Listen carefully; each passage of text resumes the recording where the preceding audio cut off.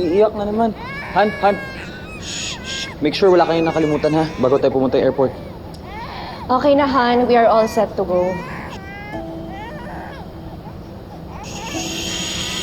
Masay na. Mommy's here. Ayaw niyo talaga sa akin, no? Laki na.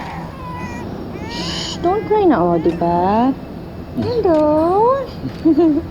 Han, kukunin ko lang yung sasakyan. Maghintay na lang kayo dito, ha? Sige, susunod kami.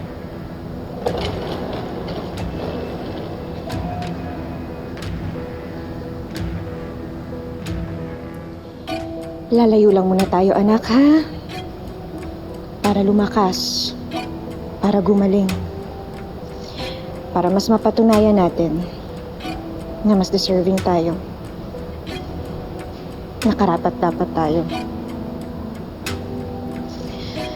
At darating din ang araw, kukunin natin ang lahat ng para sa atin.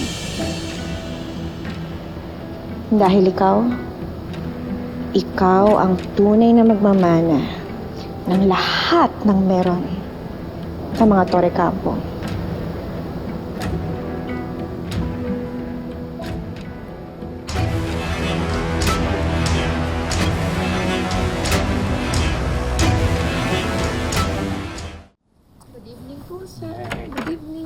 Hi, love. Kumain ka na ba?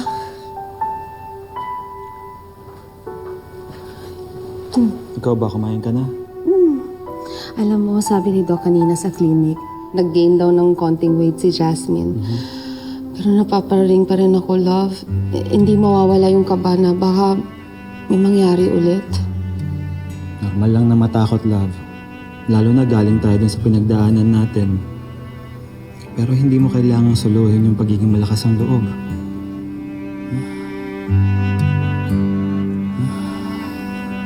I'll be your strength.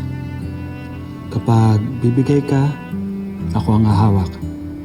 Kung napapagod ka, ako ang sasalo. Sinusubukan ng mister ko maging multitasker, ha? May promise ako sa'yo, di ba? Tiwala lang kasi. CEO na ng Torre Campo Realty. CEO pa ng buhay ko. Step by step, tutulungan nating lumakas si Jasmine. Hindi magiging madali sa ngayon, pero darating ang araw, magiging magaan din to.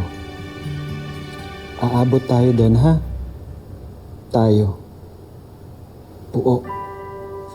Magkasama.